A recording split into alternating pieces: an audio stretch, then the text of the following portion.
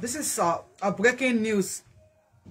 Fún gbogbo ẹ̀yin tí mo ṣe show fún ní àná, mo kọ́kọ́ kí ẹ̀yin èèyàn mi náà pé salamu alaykum wa rahmatullahi wa barakatuh. Mo kí gbogbo ẹ̀yin Mùsùlùmí ẹ kú òǹgbẹ o. Ẹ̀mí arẹ́yìn oṣù o, ẹ̀mí àṣìkà lágbára Ọlọ́run aṣọ ọ̀pọ̀lọpọ̀ láyé láyé rere. Mo kí ẹ̀yin Kristẹni náà tẹ́ ń bá wa gbààwẹ̀ àtẹ̀yin tẹ́ ẹ bá wa gbà náà ẹ ṣeun. Mo kí ẹ̀yin oníṣẹ̀ṣe àtẹ̀yin tí ẹ ò ṣe nǹkan kan. This is a breaking news o. Àwọn Fulani wọ́n ti lọ invade Ondo State. Yes. Ẹ máa gbọ́ ọ̀rọ̀ lẹ́nu chairman Ondo State. Kí ni orúkọ kí ni wọ́n yẹn? Odofin House. I will play the video for you. Ẹ máa gbọ́ ọ̀rọ̀ lẹ́nu wọn. And àwọn Fulani dẹ̀ sọ fún wọn wọ́n pa lára àwọn landlord yẹn. Everybody ti sá kúrò nílé. Wọ́n dẹ̀ pa àwọn tó wọ́n máa pa. Wọ́n wá ní tó yẹ ká gbọ́ wá ní breaking news ni pé wọ́n sọ fún àwọn tó wà ńbẹ̀ wípé àwọn làwọn ní Ondo State. Wọ́n láwọn ò talẹ̀ fún wọn o. The chairman of the landlord association sọ pé àwọn ò ta ilẹ̀ fún wọn. But they claim àwọn ní Ondo State. Somebody say unbelievable. Okay, I'm going to play the video for you. Ẹni tí wọ́n pa, landlord tí wọ́n pa àti community yẹn everybody ti sá kúrò. And this is what they are good at. Wọ́n bá àwọn tó kù ńbẹ̀ ńsìn tó máa fi tọ́jọ́ mẹ́ta kan wọ́n tún padà wá wọ́n tún pa díẹ̀ nínú wọn wọ́n tún sá lọ wọ́n tún padà wá wọ́n tún pa díẹ̀ nínú wọn wọ́n tún sá lọ. And kó tó di pé wọ́n á pa wọ́n ní àwọn àti wọ́n ti jọ lọ sọ́dọ̀ Governor Akeredolu kẹ́lẹ́ mọ̀ pé wọ́n ti ń jà sí ilẹ̀ Ondo ti pẹ́. Wọ́n ní àwọn àti àwọn Fulani àwọn ti kó jọ lọ sí ọ̀dọ̀ Governor Akeredolu gangan pẹ̀lú ọ̀dọ̀ AIG wọ́n ní àwọn ti jọ péjọ lọ síbẹ̀ níjọ́ Friday. Wọ́n ní wọ́n dẹ̀ ń sọ lójú Akeredolu àti lójú governor àti AIG wípé anybody ò lè ṣe nǹkan fún àwọn nítorí pé àwọn ní ilẹ̀. Wọ́n ní àwọn ní ilẹ̀ pé anybody ò lè ṣe anything fún àwọn. I have the video here. Mo ti post díẹ̀ nínú àwọn fídíò yẹn. Ó wà lórí YORUBAWUYI platform. I have post part 1. Now I have the part 1 and part 2 with me, which I'm going to play for you tonight. And I'm going to analyze it. I'm going to feel ẹni tí wọ́n pa náà máa fi hàn yín. Ìyàwó àtọmọ ti sá kúrò nílé. So kó àwọn ẹdìyẹ nínú ilé. Then everybody ti kúrò ní àdúgbò. Wọ́n ní pé àwọn ò lè dúró kí Fulani pa àwọn. Mo tẹ́ bí ká mọ̀ ní wípé wọ́n like pé kó máa sáré lọ kó máa sáré bọ̀. Ìgbà tí mo sọ fún yín pé àwọn Igbo wọ́n ra ilẹ̀, Igbo fẹ́ gba Lagos State, Igbo ra ilẹ̀ lọ́wọ́ yín ni. Now, ṣé Ondo State nísìn. You saw it. God bless you. It's on YORUBAWUYI. God bless you. I play part 1 on YORUBAWUYI. I've showed the video on YORUBAWUYI Facebook. So I'm going to play part 1 and part 2 here. Interview with the chairman of the community, chairman of the area, and they will show you all the houses. Tí àwọn èèyàn ti file wọ́n lẹ̀, tí wọ́n ti sá lọ. Kódà ẹnìkan ti gbé for sale sórí ilé tiẹ̀. Ẹnìkan ti gbé for sale sí orí ilé tiẹ̀. And for this woman, fẹ́ wo orúkọ ẹ̀. For this woman, fẹ́ sáré wo orúkọ ẹ̀ ni o. Busola Arike Ademola Oludiran. Busola Arike Ademola Oludiran. You always go on every platform láti máa ṣépè fún àwọn tí ó ní ẹ́. Ò lè agbára Ọlọ́run ọba. Tó bá pé mo ṣe kíní nítorí nǹkan mi.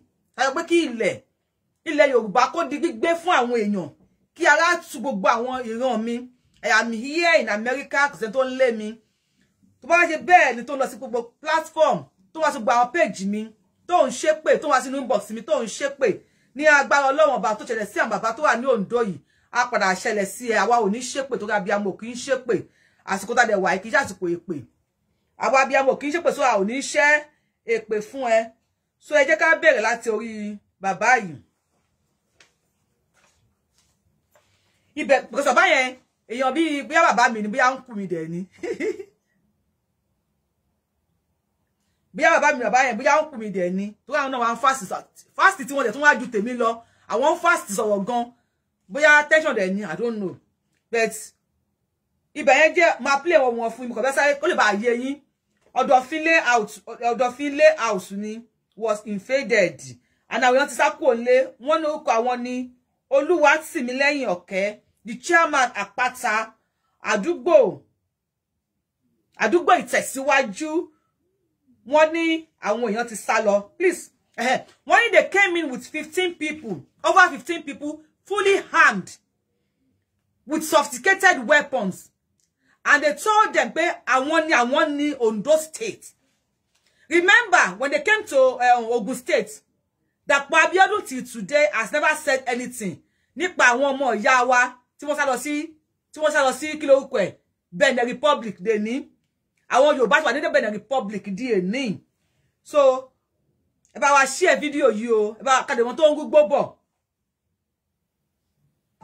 Definitely àwọn náà ṣẹ̀ṣẹ̀ bí yẹn, àwa dẹ̀ rí. Ẹ bẹ̀rẹ̀ láti bẹ̀rẹ̀ sá. Ẹgbà orúkọ mi ni Olúwatìmílẹ́yìn Ọ̀kẹ́. Fún chairman gbogbo Àpáta Ìgbòba Ìràpẹ́ North. So gbogbo ìgbà yìí gbọ́n wà bí fún ọmọ 10 years. Ṣé ń gbọ́ ṣá?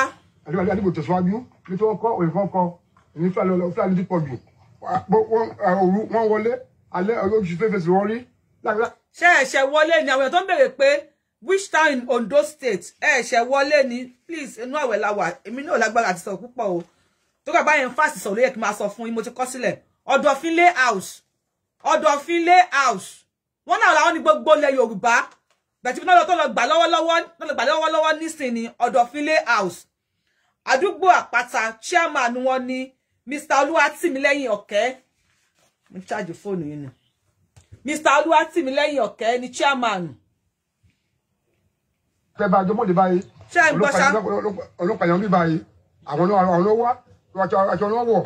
Ayọ̀ clear pé àwọn ló wá ọgọ́mọ̀ before 4 o'clock. Gbogbo àlú wọn kó lọ. Ọgbàrá sí mímọ́. Tàlùbà pé bàbá wọ́n ti mọ̀ pé àwọn ló. After tí wọ́n pa àwọn èèyàn yẹn tán, wọ́n ti wá kó gba àwọn màlúù wọn lọ kílẹ̀ tó mọ́. Wọ́n pa wọ́n kílẹ̀ tó wọ́n lè sọ àwọn màlúù wọn lọ. Àwọn àmàjọ akérèlúgbà wá o. Bàwá akérèlúgbà wá o. Gẹ́gẹ́ bọ́kọ̀ àwọn tó kó gbogbo tó kọ́lé báyìí. Wọ́n lè gbélé wọn mọ́. Gbogbo àdúgbò báyìí ó ń sá lọ. So àdúgbò ó báyìí o. Ẹgbà wá akérèlúgbà wá o. Ẹ wo gbogbo ibi tí àwọn Fúlàní wà báyìí. Gbogbo ibi iná wà tó jẹ́ wípé wọn ò jẹ́ ká lè sùn, wọn ò jẹ́ ká lè ro. Ní ọjọ́ Monday. People are saying you can't hear clearly. Mo sọ fún yín pé daddy yẹn wọ́n fast sọ̀rọ̀.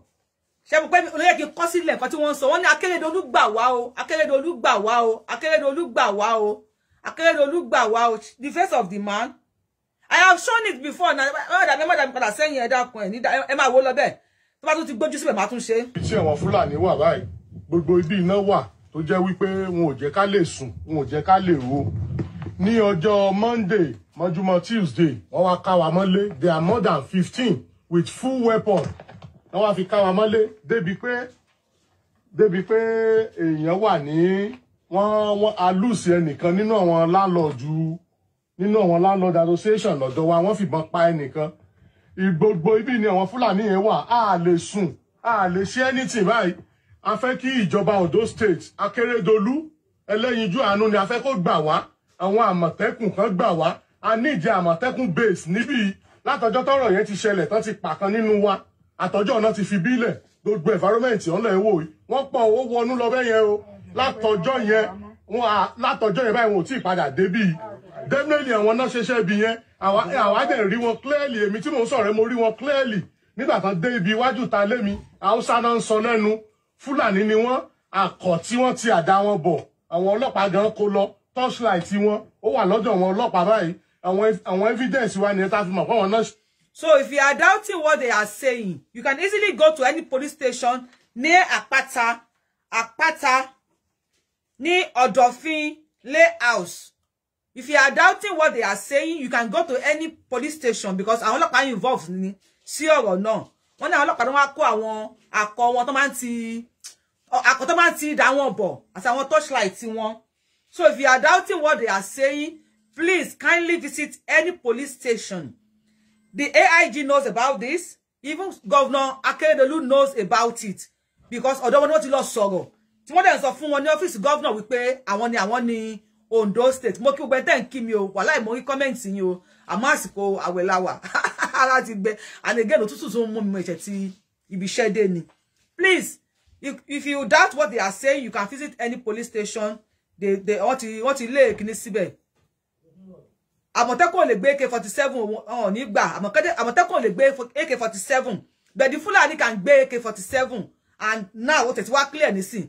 wọ́n di office governor AIG they wà ní okay AIG ni AIG were involved and they told them the Friday pé àwọn ni Ondo state ẹ sọ sókè sir látọjọ́ tọ́rọ̀ ohun ti ṣẹlẹ̀ báyìí a rí wọn mọ́ a dẹ̀ fẹ́ rí wọn mọ́ a fẹ́ kàn padà wá mọ́ I need the assistance state government and Àmọ̀tẹ́kùn group ẹ jọ̀ọ́ kó bá wa mount group kó bá wa mount beat wọn síbí kó lè ṣàánú wa gbogbo wa kò tó yá. ẹ kò lè báyìí o sápò lé o gbogbo lè rèé ọgbẹ́ o sápò lé o tọ́lá rèé àwọn sápò lé o wàyí kábàá o sápò lé o kò sọ́dọ̀ bá di o láti gbé mọ́ o àwọn ọmọ lè báyìí owó gbébẹ̀ lè bá gbébẹ̀. ṣé ẹ rí àwọn ṣé ẹ rí àwọn fine building yẹn ẹ ti rí àwọn fine building yẹn wọ́n ní everybody ti sá kúrò nílé o everybody ti sá kúrò nílé o everybody ti sá kúrò nílé o everybody ti fi lélẹ̀ wọ́n ti sá lọ so ẹ má worry ẹ̀yin tẹ́ fi lélẹ̀ tẹ́ sá lọ tó bá sí ọkàn mọ́ ńbẹ̀ Fulani ẹ kàn máa kọ́ lélẹ̀ fún Fulani máa lọ gbénu lẹ́yìn. How can Akeredolu take action? The last time Akeredolu spoke tí wọ́n lọ pààyàn ní Ondo tí Akeredolu jáde tó ṣe pé kíní kan wọn ò ní gbà ẹ̀yìn ìgbà ni wọ́n lọ sí Ọ̀wọ̀ massacre ẹ̀yìn ìgbà yẹn ni wọ́n lọ sí Ọ̀wọ̀ tí wọ́n lọ pa àwọn èèyàn ní Ọ̀wọ̀ abẹ́ ti gbàgbé church Ọ̀wọ̀ ni ṣé wọ́n ti church Ọ̀wọ̀ mọ́ ẹ̀yìn Akeredolu bọ́ ọ̀tà tó sọ tó launch Àmọ̀tẹ́kùn ni wọ́n lọ pààyàn ní Ọ̀wọ̀ over 50 people 100 people to keep Akeredolu short. Akeredolu to keep quiet ní sì kò lè sọ̀rọ̀ mọ́. When he say anything about this, what to be office ẹ not just fún wọn jọ pé àwọn làwọn ní Ondo state. Ẹ má gbọ́ lẹ́nu ya baba chairman pátápátá. On office governor làwọn tó sọ fún àwọn làwọn ní Ondo state. And they don't even fear anybody. Nobody can do anything to them. Nobody can do anything to them. So gba tó kọ́ 5 building yìí sìn, gbogbo wọn ti sá lọ. Gba tó kọ́ àwọn lé yẹn sìn, wọ́n ní eka ku ti fi lélẹ̀, ó ti sá lọ. Ẹ tó gbowó pension tó fi kọ́lé, ẹni tó gba owó kọ́múlé lanta tó fi kọ́lé, ẹni tó jọ̀wọ́ ilé tó fi kọ́lé. Now everybody ti fi lélẹ̀, wọ́n ti sá lọ because wọ́n ti pa landlord kan, ìbọn náà fi fọ́ orí ẹ̀. Ìbọn. Ilé báyìí ẹgbẹ́ ti báyìí, gbogbo ìlú alágbó báyìí ó ti tì. Àpáta in Ondo state. Kò sí ọmọ o. Kò sí ọmọ tó gbé ẹgbẹ́ bọ́ o. Gbogbo sá lọ o. Torí ti bẹ́ẹ̀ náà ti fẹ́ ta lé báyìí. Ẹni yẹn ti kọ́kọ́ ń gbé bẹ̀ ló fi sá kúrò mẹ́ ò fẹ́ ta lé yẹn ni. Alọ́ba wá rà. Akeredolu ló ṣàánú wa o. Látọjọ́ tọ́rọ̀ ẹ ti ṣẹlẹ̀ kò sẹ́ tó lè wá sílé wá sùn. Gbogbo ọjọ́ lé báyìí ẹ̀wù báyìí. Wọ́n mọ́ o. Sá lọ o. Torí pọ́pá yọ Fulani o. Ẹni tó pa ilé tí ẹ lélẹ̀. Fulani ti lé wa lé wa lè súnlé ẹ ṣàánú wa o ìjọba. Ẹni tó pa ilé tí ẹ nìyẹn. Ẹ ṣíjú àánú wò wá lè súnlé mọ́ o gbogbo wa ti kúrò lé o. A lè súnlé o Fulani ti lé wa lé o. Àtọ̀sán àtòru náà fi. Ṣé ẹ ń gbọ́ àtọ̀sán àtòru náà fi ń wọlé wá o. Wọ́n pa anybody wọ́n dẹ̀ tún lọ. Wọ́n pa ìwọ́n dẹ̀ tún lọ. Tí èèyàn bá jẹ́ 1 million ládùúgbò tó bá pẹ nìkan lẹ́nì tí wọ́n sá lọ tọ́lọ́lọ́lá tó tún pẹ̀lú míì tó tún sá lọ ìgbà èèyàn 1 million máa fi tán then they take over they already told them. Ẹni tó pa àwọn ẹdìyẹ rẹ̀ lẹ̀lẹ̀ ẹdìyẹ ló kùnú lé. Wọ́n dá gbogbo mọ̀lẹ́bí ẹ̀ wọ́n dá wọn sínú ìṣòro ilé ẹ̀ lélẹ̀ báyìí o ilé ọtí kò sẹ́ tó lè sùn bíi mọ́ o. Àtẹ̀tẹ̀ bẹ́ẹ̀ sẹ́ báyẹ̀ wo wọ́n kò sẹ́ ìfọ́mọ́ yìí o ó sá lọ o. Dábàá yìí o àlùkò kan bá Akeredolu ìtàlú wa o àtẹ̀mọ̀tẹ́kùn o tó sọ báyìí gbẹ́lẹ̀ sọ̀rọ̀tẹ́kùn bá pé wọ́n lè padà sílé mọ́ o. Wọ́n ní kò sẹ́ tó lè lé wọn bí Fulani ní kò sẹ́ tó lè lé wọn ládùúgbò yìí o. Wọ́n ní kò sẹ́ tó lè lé wọn wọ́n náà wọ́n ní bí o. Wọ́n ò dẹ̀. Ṣé ti gbọ́ wọ́n ní kò sẹ́ tó lè lé àwọn ọ́fíìsì gómìnà náà ti sọ pé àwọn làwọn ní Ondo pé àwọn làwọn ní ìlú yìí o kò sẹ́ tó lè lé àwọn. Ṣé ti gbọ́. When I was talking about the Igbos that are buying land from you, Igbos are buying land from you. Now, over there, Yoruba àti Igbo papọ̀, kẹjọ jà. Then Igbo will leave the land they bought from you and go back to their state. Then they will come and invade you people. Wọ́n pa ìtàn wọn pa nínú yín. Ìtàn máa sálọ fún ara ẹ̀ ní. Ẹ wo gbogbo community yẹn, àwọn tó kù do di community, wọn ò pé mẹ́wàá mọ́. Wọ́n ní àwọn èèyàn ti sá lọ, wọn ò lè wálé mọ́. Bàbá tó yọ sọ̀rọ̀ lálẹ́ àná tó wá di àárọ̀ tó wá di òru tí wọ́n fi ìbọn la orí ẹ̀ sí méjì. And who is going to wait and come back? The yellow kutumbuli baba yen nisin. Which any breaking news ki mu wa fun yin. Because when I did the beer, you are supporting the Igbos. Ke ta ile fun Igbo kejo ma gbe lálàáfíà. Ṣé kò better?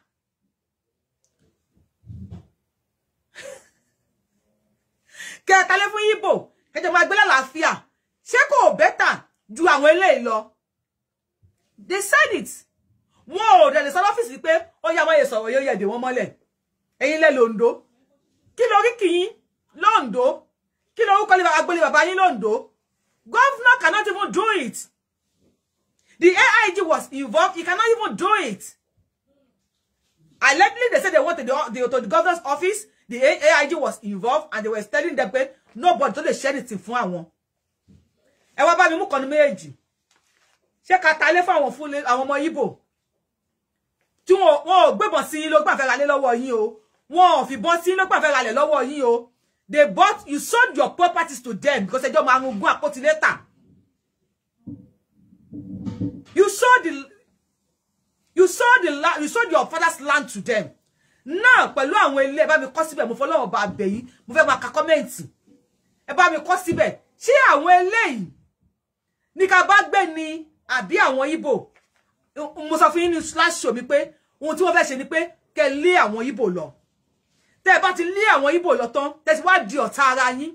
Igbo àti Yorùbá ti di ọ̀tá. Now they will now rise up. Alábàrágó àwọn náà wà ńbẹ̀. Agége àwọn náà wà ńbẹ̀. Wọ́n mọ̀ pé 2 heads are better than 1. Àwọn ò lè bá ẹ̀yin àtàwọn Igbo jà lẹ́ẹ̀kan náà. Ni wọ́n ti fẹ́ ṣe divide and rule with the help of this mumu, the gullible supporters of politicians lórí internet. Tó bá dá gbáù, àwọn politicians wọ́n máa gbọ́n pálí wọn ni wọ́n máa ya dànù. Àwọn ọmọ wọn ò sí ní Nàìjíríà already. Ìwọ tó wá ń bú mi. Àríkẹ́ àbí kí lórúkọ ẹ̀ àtàwọn tó kù ẹ̀, ẹ̀yin lè máa forí ko. I am not in Nigeria. But I love you guys. I just love my people. Mo kàn já yín sílẹ̀ nìkan ògbọ́n tán. After, I am not saying the Igbo, I don't have any kiniko pẹ̀lú àwọn Igbo, but after sending the Igbos away, don't be surprised. They will rise up. And then, no matter Yorùbá nìkan láti face wọn. Wọ́n kàn fẹ́ yà yín ni. Ẹ jẹ́ tẹ̀síwájú ẹ ká lọ síwájú o. Ẹ bá wa sọ̀rọ̀ sí òkè ohun. Bàbá olórí àwọn chairman. Ẹ wò. Bàbá olórí àwọn chairman. General Secretary of Ikoba. Okay, General Secretary. Immediately this Bàbá eléyìí ni General Secretary of Ikoba. Ó dà pé jọ wà lẹ́gbẹ̀ẹ́ ara wọn ni. Ó kọ àwọn náà. Wọ́n sọ fáwọn náà ní Ikoba wípé àwọn làwọn ní ilẹ̀ Ikoba. Wọ́n ní wìsà àríkẹ́ wèrè kan ni. Wọ́n ní àwọn làwọn ní ilẹ̀ Ikoba náà. General Secretary Ikoba. Bàbá náà lélẹ̀. So bàbá náà sí wọ́n ti dé àdúgbò tí wọ́n náà sọ fún wọn pé àwọn làwọn ní Ikoba o. Wọ́n dẹ̀ ti lè gbọ́n kó lé. Wọ́n ti lé wọn kó lé, kó ti lé wọn kó lù. Fortunate incidents. Immediately it occurs. Yeah. I am the General Secretary of Ikoba. Immediately this unfortunate incidents. Immediately it occurred. These people, as at 1 a.m., they came to Kabiyesi Palace. That was where they slept throughout the night because the invasion of Fulani into this place.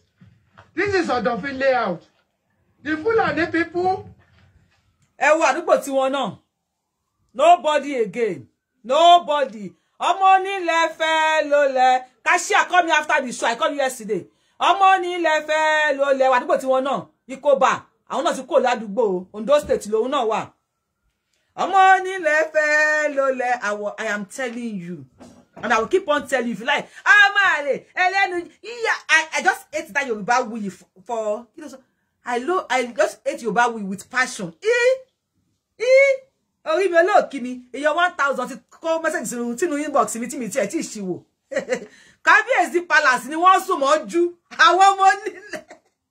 Ẹ má bínú. I am not happy. You can see me. I am not happy. ọmọ onílẹ̀ fẹ́ lólẹ̀ Kábíyèsí palace wow ni o wow gan ni. They came to invade this place.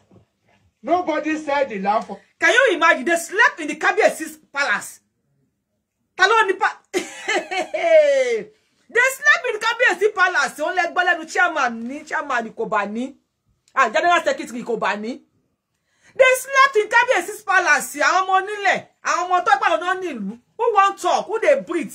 You talk the chef when they fall here dànù.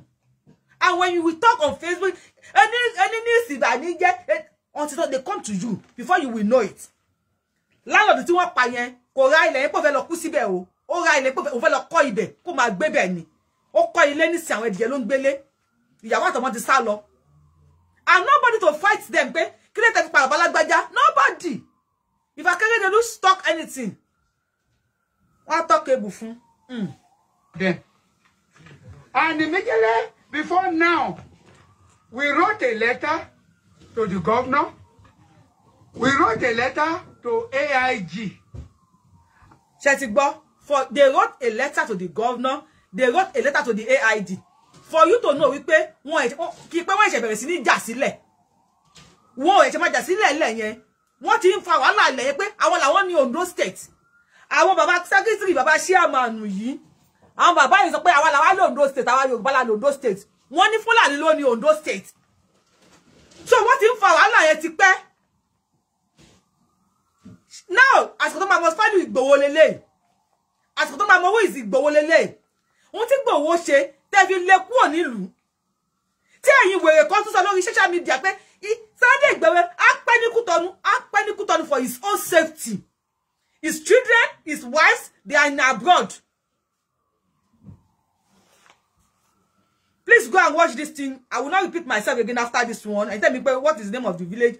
Please go and watch it again. The village is Odofin House.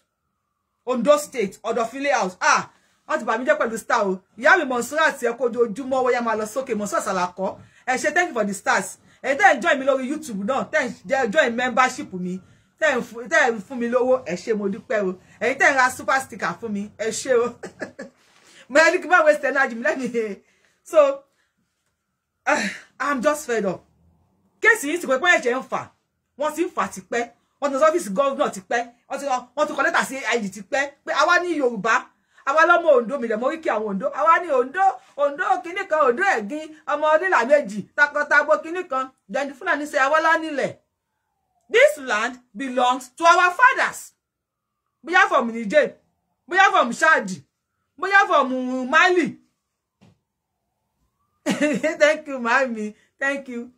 Thank you, Mami. Monsurat Salako. We are from Mali. We are from everywhere. So what in fact is it Lori, and they said nobody sold land to them. Warning, nobody sold the land to them. So one here okay, oh, Baba Lagos State that she pé atale fún Shinedu, atale fún Emeka. Here they said nobody sold the land to them. But they came to claim their father's land. You pay one nile. And they don't fear anybody. They can even say that in the governor's office. Yo. Ọmọ Yorùbá no. You will know the value of Igboho Osha. Eba mi kí májà sọ́lá ọkùnrin ogun tó ṣí wa lójú. If not, bẹ́ẹ̀ wa náà bá máa tẹ̀lé yín gọ̀ṣù. Bàbá tí wọ́n pa yín sìn. You always pray for me. Oh, you God continue to protect me and guide me and my family. Oh, you really love me. Thank you. God bless you. I love you. I love everybody that loves me. Baba, so okay, sir. Baba. General Secretary, ne? That is General Secretary. And we met with them at the governor's office. They wrote letter to the governors, to the governor. They wrote letter to the AIG, and we met with them. So what we were papo? Amonile meji lo nja sile. Àwọn ọmọ Yorùbá Ondo àtàwọn Fulani. So the governor called them together. Lọ sí office. Ayé yìí, ẹ bá mi fi etí kalẹ̀. If you love what I am doing, ẹ bá mi fún mi thumb up lórí YouTube. Facebook, ẹ bá mi tẹ love and like button. Ẹ bá mi share. bá ẹ kọ comment yín ma ka comment yín ala ma mọ̀ ko tó ń ṣẹlẹ̀ bóyá tá ń sọ bóyá òótọ́ ni bóyá tá ń sọ bóyá irọ́ ni bóyá ọmọ àlè Yorùbá ni wá ọmọ kíní kan Yorùbá ni wá. And senior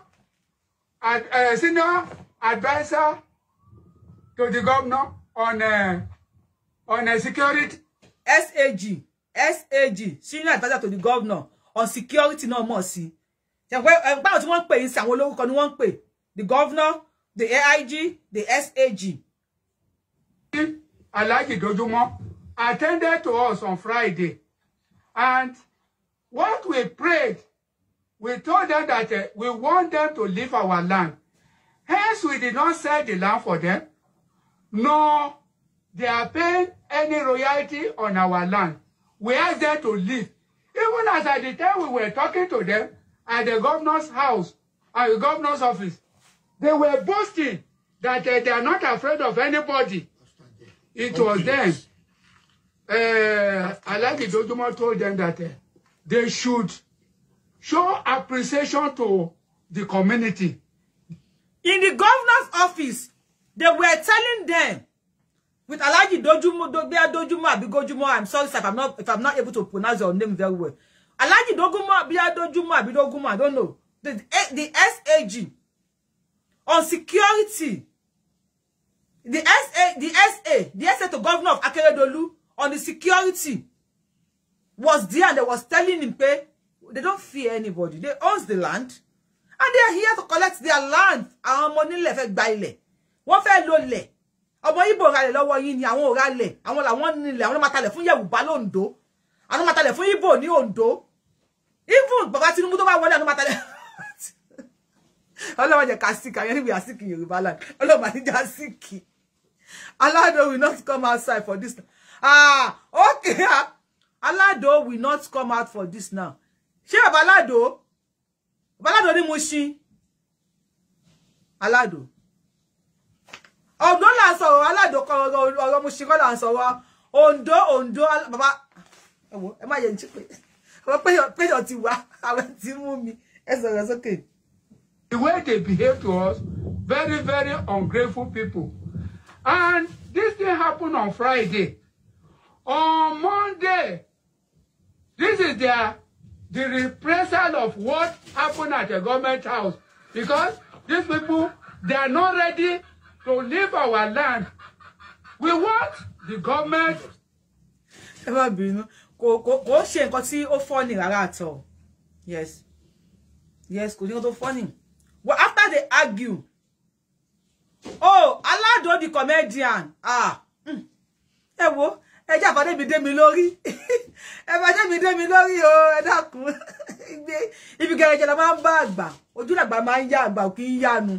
Ẹ já fade mi dé mi lórí. But I will be doing my own. I will be playing my part.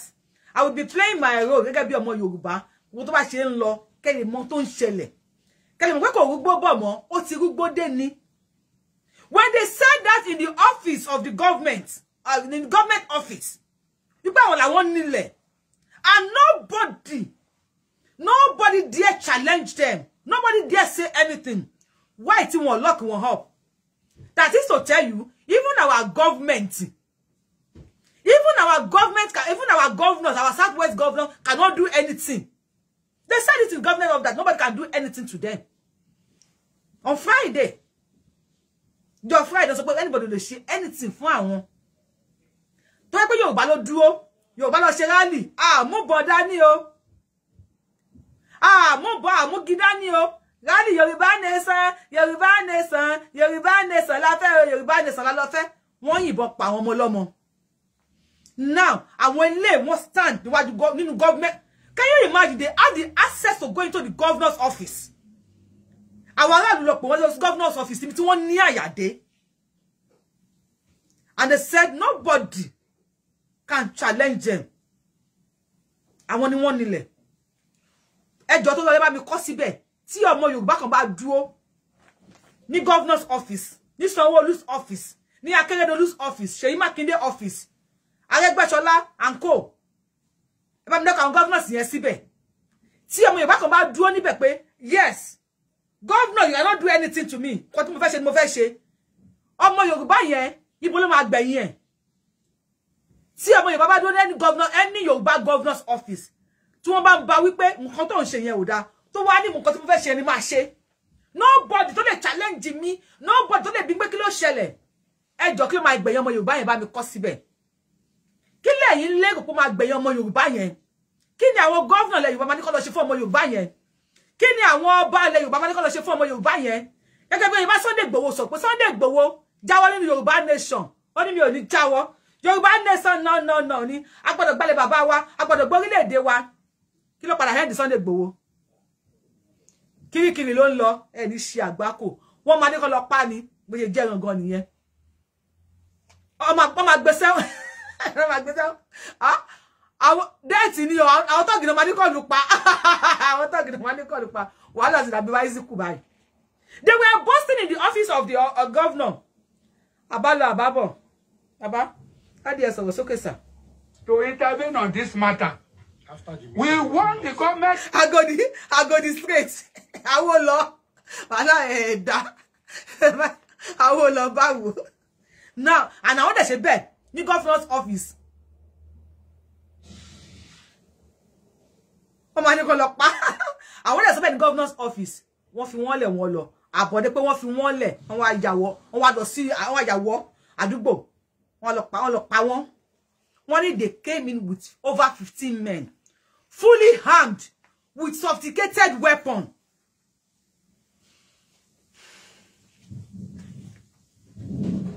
Ìtìmọ́lé làbí kan lọ pa. Okay. Àwọn tó nílẹ̀ gangan. That is to tell you pé àwọn ni wọ́n nílẹ̀ Nàìjíríà. Yorùbá orí ilẹ̀ onílẹ̀ lẹ́wà. Kó dẹ̀ fi wá sílẹ̀ ká máa lọ. A ní kó jẹ́ wọ́n ní egungun ni. A ní kó sọnù wọ́n lè ran díẹ̀ wà ńbẹ̀. Ẹ dákun ẹ sì fi wá lẹ̀ fọ́lọ́run lẹ̀ ká dá dúró ká fi Nàìjíríà fáwọn tó ní Nàìjíríà. For how long no máa pa lé ọkọ̀ọ̀kan bàbá yìí sọ ti kú nísìn. Bàtà dé sì wá kú nísìn. Èèyàn mélòó ló tún wá kù. Abẹ́ sọ̀rọ̀ sókè o. To intervene on this matter because they are bound that they are not ready to leave our land and we want them to leave. We want government to come and put a police post or a motel. Ẹ má bínú torí Ọlọ́run jẹ́ gbọ́ nǹkan tó bá yẹn sọ. They are vowed. They vowed. Wọ́n kí ló máa pe vow ní èdè Yorùbá. When I vowed pé kíyàn búra. I vowed I will not do this thing. They vowed pé wọn ò ní fi ilẹ̀ yẹn sílẹ̀. Tó pé àwọn ni wọ́n ní ilẹ̀. Àwọn ni wọ́n ní ilẹ̀ Ondo State. After Ondo State boloku Ìbàdàn Ọ̀yọ́ Ọ̀ṣun wọ́n ti gba gangan ti gba party gangan àwọn ará Ogun State àwọn ti di refugee ní Benin Republic mélòó ló wá kù ẹ sọ̀rọ̀ sókè. Put it in this place so that the life of our people can be secured. Look at our people now. They have already abandoned their houses. They are no more living here. Look at the situation. Start. About show house in After the meeting on Friday at governor's house, governor's office, and these people, they came on Monday to come and kill us. One day, Baba yẹn ti pọ̀jù. Tó yẹ mo ṣe ń tu sí Yorùbá. Oyin one day Baba yẹn ti pọ̀jù. Tó yẹ mo ṣe ń tu sí Yorùbá fún yín. One day after the incident, after the don't lọ rojọ́ ní ilé baálẹ̀ ṣe ilé baálẹ̀ ká pele government house because governor's house ti di ilé baálẹ̀ ńsìn after they rojọ́ with the SAG ní governor's house tán they now came down and killed them.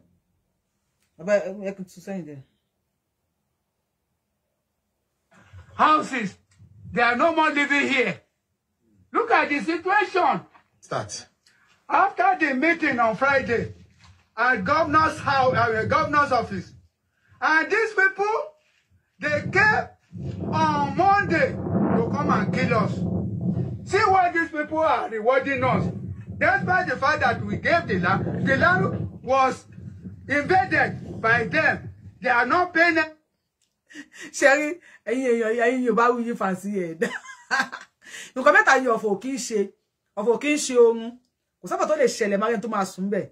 Ọ̀fọ̀ kì í ṣe ebi, kò sí no lè ṣẹlẹ̀ bóyá bí ṣe kú nílùú àwọn tó máa dáná máa wà ńbẹ̀ ọ̀fọ̀ de kin ṣe ẹ̀rín even people are making me laugh there bàbá ẹ sọ Yorùbá pressure ti wà ẹ bàbá ní bàbá sílẹ̀ oni after the wọ́n ti bá wọn sọ they now came and kill aráàlú so kon lè kí àwọn Yorùbá ní káwọn Fúlàní kò lórí ilẹ̀ àwọn làwọn nílẹ̀ àwọn Fúlàní náà ní kó kúrò nílẹ̀ àwọn làwọn nílẹ̀ so àbáyìí wọ́n kọ̀ wọn kú àwọn Fúlàní ti wá ń pa wọn lẹ́yọ kọ̀ọ̀kan báyìí. It's for us. See what these people are rewarding us. Despite the fact that we gave the land was invaded by them. They are not paying anything for us. And the Igbos are paying you. They are not paying anything. The Igbos are paying you. Also, Igbo that are just for their own political interests. Pressure ti wà. They turn you and Igbo to back to back. Àwọn Igbo ní ìlú. When you chase the Igbos away from your land, they will go to their ìlú. Tí wọ́n bá léyàn níbì kan lè máa ń kọrí sí. Ẹjọ́ Igbo nílùú àwọn Fulani. Àwọn onílùú. When you chase them, they fight with you. Wọ́n wá lórí wọ́n pa anybody payable. Wọ́n ti sọ fún yín pé he who fights and win owns the land. Ọlọ́run ta lẹ̀ fún wọn o. Wọ́n gbowó lọ́wọ́ ẹ̀wò ìdá wọn nílẹ̀lẹ̀. Can you guys see this? Mo bá mi yan rí o. Ṣé mo ṣe wà online ṣá? Can you see this? Ṣé ẹ jẹ́ kí n súnmọ́. Ṣé rí ìdá yẹn ṣá?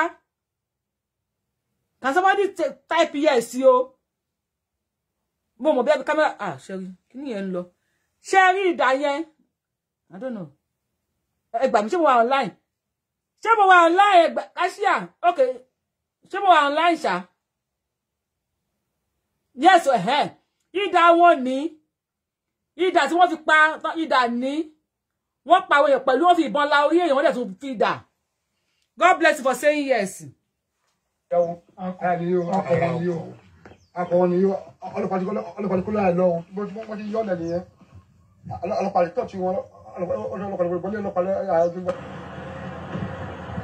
This is where they are,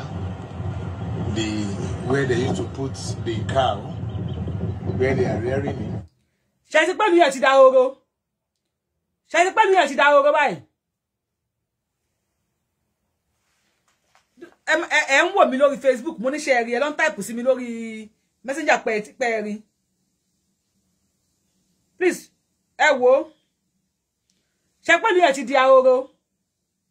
Ṣé ti pẹ̀lú ẹ ti dahoro.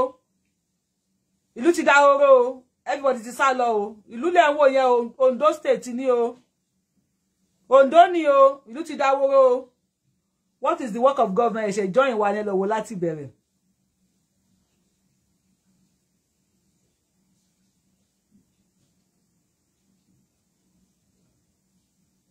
Ìlú rẹ̀ o. Ìlú ti dahoro. Ẹ ti kí lẹ ń wò lele yẹn pẹpẹ yẹ. Allah nǹkan ti ṣe wá. Wàhálà nǹkan ti ṣe wá. Pẹpẹ yẹ àti ẹdìyẹ ló kù ní odidi ìlú. Ọ̀dọ̀fin layout. Pẹpẹ yẹ àti ẹdìyẹ ló kù ní odidi pẹpẹ yẹ lẹ ń wò yẹn. Àti ẹdìyẹ ló kù ní ìlú o. Pẹ́pẹ́yẹ àti ẹdìyẹ nìkan ló kù ní ìlú. So ẹ ká fi sí speaker báyìí. They are rearing it at Odofin layout in Igoba. So they are now shouting that they should leave here because they are causing a very bad event every time. See all the areas whereby they covered. Mi mọ̀ bóyá ẹgbọ́n kan tí máa ń sọ. Wọ́n ní gbogbo bí tá ń show fún yín yẹ kí n tún show fún yín. Àwọn bí tí ẹ rí yẹn. Ọ̀rọ̀ yìí kò fẹ́ yé mi mọ́. Àwọn bí tí ẹ rí yẹn ni àwọn Yorùbá ń gbé, àwọn ilé tó fine yẹn ni àwọn Yorùbá ń gbé. But àwọn tí máa show fún yín nísìn pẹ̀lú mọ́tò ni wọ́n fi ń camera yẹn. Àwọn yẹn làwọn Fulani ń gbé. Ẹ wá sọ fún mi ní community yẹn ta ló gba ilẹ̀ jù. Ṣé Fulani ló ní ilẹ̀ jù ni ẹ̀yà tí mo ti show bí tí àwọn Yorùbá ń gbé. Ẹ wá bí táwọn Fulani gbà. Pẹ̀lú mọ́tò no fi camera ẹ pẹ̀lú mọ́tò. Now see this. ẹ máa wo bí ilẹ̀ táwọn gbà bóyá pọ̀ tó. Ó nìyẹn o ẹ ti rí ilẹ̀ táwọn gbà bóyá pọ̀ tó. Ṣé ti rí ilẹ̀ tí wọ́n bí táwọn Fúlàní bí táwọn ń gbé leléyìí o. Bí táwọn ń gbé leléyìí àwọn náà ń gbé gbogbo bíbí. Wọ́n bí táwọn ń gbé leléyìí wọ́n bá bí táwọn Yorùbá ń gbé oníbẹ̀ yẹn táwọn ń gbé gbogbo ilé tó fi mọ́tò kámẹ́rà yìí àwọn náà ń gbé gbogbo bíbí.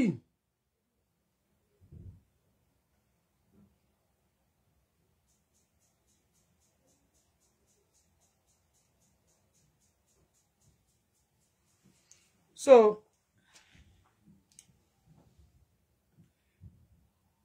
yeah, I can see speaker padà.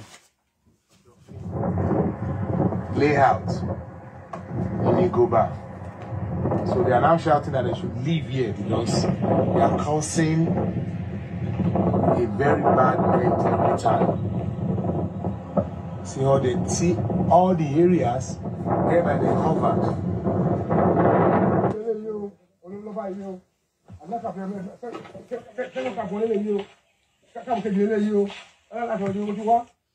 They have two different camps.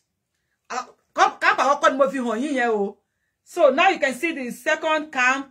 Now I'm going to show you the second camp. This is the second camp. Which might see oro. But Martin show for him in play loro. So that's what you want by. Second camp. This is their second camp. First camp that fi mọ́tò show yẹn tó fi mọ́tò camera tó show fún yẹn. Ṣé ilé wọn àwọn ilé ti rí àwọn ilé àgbákò tó máa ń kọ́. Àwọn ilé wọn nìyẹn ilé àgbákò. Àwọn king you wanna master. Let all the kings have a meeting with the governor. Governor okay. This is a big shame all over the kings. Ṣá wọn bá wa wọ́n lè sọ ọkàn ni. Second camp wọn nìyẹn. So not to waste your time. Ẹ ká fi sí volume kẹ́ lè bá gbọ́ nǹkan tí wọ́n sọ pé second camp wọn nìyẹn. Now let's go. Rearing it at Odofin layout in Goba. So they are now shouting that they should leave here because they are causing a very bad event every time. See all the areas whereby they cover.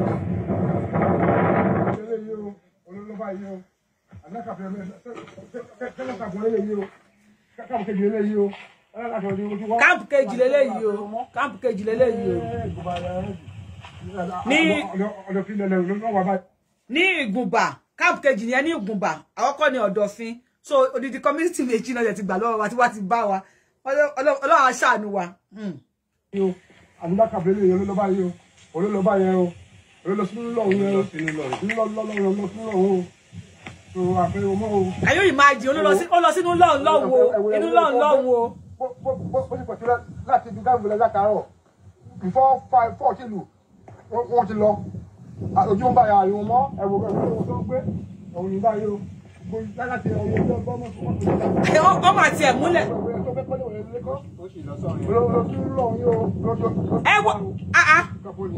Ẹ má bínú torí Ọlọ́run. Kò yé mi. How come tí wọ́n fi mú ilẹ̀ tó tó báyìí? No, I don't get it. How come tí wọ́n mú ilẹ̀ tó pọ̀ tó báyìí? How come? Báwo náà yẹ ṣe? Wọ́n dẹ̀ ní kò sí ẹni tó ta ilẹ̀ fún wọn. But kí làwọn aráàlú yẹn ń wò tí wọ́n fi mú ilẹ̀ tó pọ̀ tó báyìí? I don't just get it. Mi ò get it. Ṣé ọba wà nílùú yẹn ṣá? Ṣé àwọn ìjòyè wà ńbẹ̀? Ṣé àwọn ọmọ aráàlú wà ńbẹ̀? How come they dominate all this community? Nǹkan ti ṣe àwọn èèyàn ilẹ̀ Yorùbá o. Nǹkan ti ṣe wá. Kó lọ máa fa burú ṣe wá ni. Ní gbogbo àgbègbè mọ́ o. Kó máa lọ bó ti lọ, kó máa lọ bẹ́ẹ̀ o. Àràfàkẹ́ rògbòdìyàn tó bá wa ní Ìgòbà. Àwọn èèyàn wọ̀nyí, the same environment, wọ́n tún lọ sí Òde Gèdè. Wọ́n vanda. Ṣé ń gbọ́? Wọ́n kọ́ wọ Ọ̀dọ̀fin layout. Wọ́n lọ sí Ìgùnbà. Now from Ìgùnbà now, they now went to Ògèdè. Mi ò pé mi ṣe ọmọ Ondo state, show mi ayan ọmọ Ondo le ma mo kan tó ń sọ. Ayan mo de ba. After Ọ̀dọ̀fin, they went to Ìgùnbà. Then after the Ìgùnbà, they went to Ògèdè. so ògèdè la wá lọ báyìí ní sin àti kúrò ní Ọ̀dọ̀fin àti kúrò ní Ìgùnbà ògèdè la ń lọ báyìí so àwọn náà ní gbogbo bẹ̀ yẹn bàbá mi sọ̀rọ̀ sókè sà. láìsí ilé kábíyèsí olóògèdè wọ́n gbéyà. yìí tẹ́ máa gbọ́n sí go shock you o ṣé n play àbí kí n má play ẹ ní fẹ́ gbọ́ tí mo fẹ́ play yìí nísìn o ẹni tẹ́ ní ká pe ọba ẹni tẹ́ ní ká pe ọba wàláhì ní fẹ́ gbọ́ nǹkan tí mo fẹ́ play wàláhì mo sọ fún yín gbogbo ẹni tẹ́ ní ká pe ọba tí n bá play tí mo fẹ́ play ní ilé Olúgèdè Òfìgèdè land wàláhì gbogbo ẹni tẹ́ ní ká pe ọba ẹ máa pa fóònù yín ni bóyá kìdè má play because ẹ ní wò mí mọ́ tí n bá fi lè play ó ká kó máa pa fóònù ẹ ní fẹ́ gbọ́ Gbe Olori kọ́lọ̀ di ọba kọ́lọ̀ di kinní kan wọ́n ti kúrò lọ́dọ̀ Ọ̀fin wọ́n ti kúrò níbo ni Àpáta so ògèdè là ń lọ báyìí ní ààfin ọba tí wọ́n máa lọ fi ẹjọ́ sùn ní ààfin ọba táwọn Yorùbá máa lọ bá pé ẹ̀yin ọba wa o ẹ̀yin bàbá wa o ẹ gbà wá o so kí àwọn Yorùbá tó lọ sílé ọba ní Ògèdè àwọn Fúlàní ti síwájú wọn dé ilé Ológèdè of Ògèdè land ẹgbọ́n tí wọ́n lọ ṣe nílé ọba. kó máa lọ bó ti lọ kó máa lọ bẹ́ẹ̀ o àfàfẹ́ rògbòdìyàn tó bá wa ní Ìgòbà àwọn èèyàn wọ̀nyí the same environment wọ́n tún lọ sí Òdègèdè wọ́n vandalize ilé kábíyèsí Òdègèdè wọ́n gbéyàwó ẹ̀ lọ. Gbang, please play it so mo ti play ṣé ẹgbọ́n tán sọ bàbá mi bá mi tún sọ fún wọn láwọn ò gbọ́ ilé ọba tẹ́lẹ̀ ká lọ pa wọ́n bá wa wọ́n ti di síwájú wọn délé ọba bá mi sọ̀rọ̀ sókè. Ìgòbà àwọn èèyàn wọ̀nyí the same environment wọ́n tún lọ sí Òdègèdè wọ́n vandalize ilé kábíyèsí Òdègèdè wọ́n gbéyàwó ẹ̀ lọ obìnrin tó jẹ́ kó ṣẹ̀ bímọ wọ́n dẹ̀ fi ọmọ kékeré sílẹ̀ wọ́n gbéyàwó lọ sí báyà àmọ́ bí tí wọ́n gbéyàwó lọ o. Gẹ́gẹ́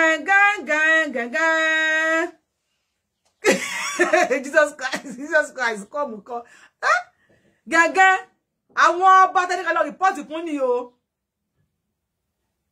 ká tó dé ilé ọba wọ́n ti lọ sí ilé ọba gangan wọ́n vandalize ilé ọba ọba gbogbo ilé ọba jẹ́ ọba ya dànù ìyàwó kábíyèsí ẹ mọ̀ pé tó máa ẹ̀ṣẹ̀ bímọ obìnrin máa ń fine tó ẹ̀ṣẹ̀ bímọ tí ó ń fọmọ lẹ́yìn lọ́wọ́ ẹ̀yọ̀ kan jẹ́ kò sí ògùn mọ́ jẹ́ kò sí ògèdè mọ́ ni àmọ́ o èmi ò bí ògùn wà o mi mọ̀ bóyá ifá yan ọba o èmi ò mọ̀ o ìyàwó ọba tó ẹ̀ṣẹ̀ bímọ tó fún àyàrẹwà obìnrin láàrin àwọn ọba tó ẹ̀ṣẹ̀ bímọ tó pé àwọ̀ ẹ̀ṣẹ̀ tutù ẹ̀fọ́ tó bí máa ẹ̀ṣẹ̀ bímọ wàá fún ìwà ni gbogbo mú ẹ̀ tó ti fẹ̀ nígbà tó lóyún yẹn imú yẹn aparapọ̀ á ṣe ṣòro gbogbo ẹ̀kẹ́ tó nípọn gbogbo àṣẹ ródóródó bí wọ́n ní orí bó ṣe ó ń jà ròdò bí abiyamọ tó ṣẹ̀ bímọ bá pòwe yẹn so ìyàwó kábíyèsí is a goal ìyàwó kábíyèsí wọ́n ti gbé ìyàwó kábíyèsí lọ o ibi ṣe ń bá yín sọ̀rọ̀ yìí tí mo mú wá fún yín yìí àti rí ìyàwó kábíyèsí o kí lè ní èní ní sátidé ó ti jẹ fà lẹ́nu ó ti jẹ fà àti rí ìyàwó kábíyèsí wọ wèrè tó máa wá ń bú mi wọ́n sọ sọ́rọ̀ yìí képe má bàa pa wọn tó ní ẹ́ o mo tún fẹ́ pe orúkọ lẹ́ẹ̀kan sí kíní kan àríkẹ́ ló ń jẹ mo tún máa pe orúkọ lẹ́ẹ̀kan sí wọ́n ní wọ́n gba ọmọ lọ́wọ́ olórí wọ́n gbé ọmọ kókó kalẹ̀ fẹ́ wo orúkọ lẹ́ẹ̀kan sí wèrè yẹn o èmi àti bá ti jẹ́ mo máa dárúkọ ẹ̀ Bùsọ́lá Àríkẹ́ Adémọ́lá Olúdìran Bùsọ́lá Àríkẹ́ Adémọ́lá Olúdìran ọmọ kókó tí wọ́n gbé kalẹ̀ yẹn sìn ṣé ìwọ ló bá lọ fún lọ́yàn wọ́n gba ìkókó lọ́wọ́ olórí no forget pé àwọn ọba wa wọn ṣe kíní kan wọn ṣe kíní kan this is so shameful sílẹ̀ Yorùbá ìtìjú gidi àwọn Òde Ìgèdè part of Akure North God bless you. Part of Akure North, God bless you. Òde Ìgèdè. ọmọ ìkókó tó mú èèyàn lọ́wọ́ wọ́n àgbà ọmọ lọ́wọ́ olórí wọ́n ju ọmọ lẹ̀lẹ̀ wọ́n mú ìyàwó lọ àwọn pípù yìí wọ́n mọ̀ bóyá abẹ́sì ń ṣẹ̀jẹ̀ o abẹ́sì nǹkan mímú ẹ̀ṣẹ̀ bímọ ni wọ́n ò mọ̀ o kọ́lọ́ má fi ẹ̀mí pọ́n máa bá ìyàwó sùn sí wọn lọ́kàn tó bá bá olórí sùn tó lórí bá dé sílé padà ṣé inú kábíyèsí á dùn. When we talk, they say, when they sound, if I don't go see come back home. You call Agbalagba, mo kini e. Mo provide Agbalagba, you are instigating us to go and fight war. It's here fun lesi. Because when I mo wo ba mo pon ti lo ìṣẹ̀dá ẹ̀. Yeah, only bad news. Ṣé good news lele. Wọ́n ti gbé àwọn kábíyèsí lọ tẹ̀jẹ̀tẹ̀jẹ̀ nídìí. Àbí àwọn ẹ̀ṣẹ̀ bímọ kókó sọ́wọ́ tí wọ́n gbé lọ sọ́rọ̀ yóò tì í lójú ọmọ Yorùbá tí ò bá ti ẹ̀yin lójú ó ń ti èmi lójú tí ò bá ba ẹ̀yin nínú jẹ́ ó ń ba èmi nínú jẹ́. This is so shameful. Eléyìí ó jẹ́ nǹkan ìtìjú. Ìyàwó kábíyèsí wọn lórí adé òkín sùn kọ́ bá rí lò dáadáa ní ó yẹ kí wọ́n gbé ọmọ dání àbí wọ́n bá tún wá gbé orí adé dání tó lọ pa orí adé sínú igbó kí la máa sọ. Kábíyèsí mú ìyàwó kábíyèsí lọ. Ẹ dákun báwo ni àwọn ará àdúgbò ṣe máa kí kábíyèsí.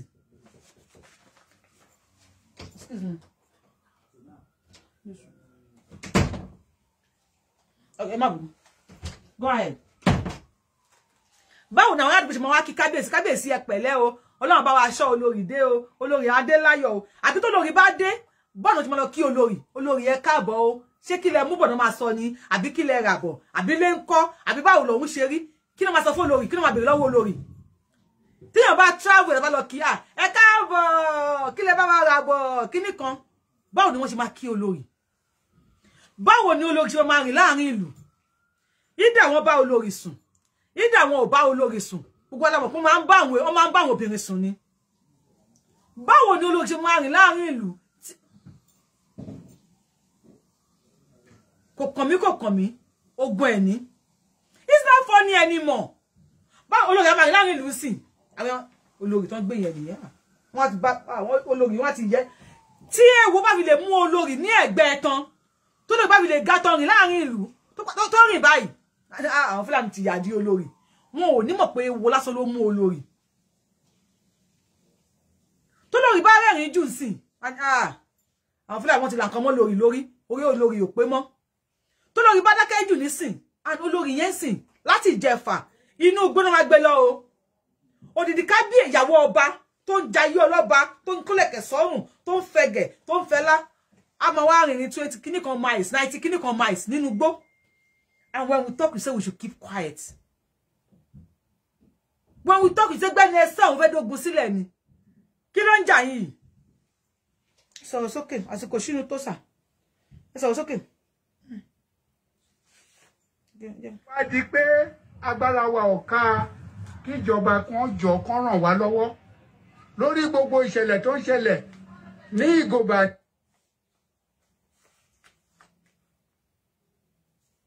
She will relocate. Olórí will relocate to where? Ṣé olórí máa kọ kábíyèsí sílẹ̀ ni? You say olórí will relocate. Ṣé olórí máa kọ kábíyèsí sílẹ̀ ló máa relocate lọ? Ta ló máa fẹ́? Kàkà kí ọba lélẹ̀. Ẹni tó bá gbé kàkà kí ọba kú tó ti fẹ́ fọ́n. For how long? For how long? Ni a máa dákẹ́ báyìí. Ta máa wò. Wọ́n ní ibo lọ̀gá yín. Wọ́n ní ibo ni ọ̀tá yín àbí. Mi ò bá ibo tán níbi kankan o. They are still calling ìjọba. Ẹ dákun.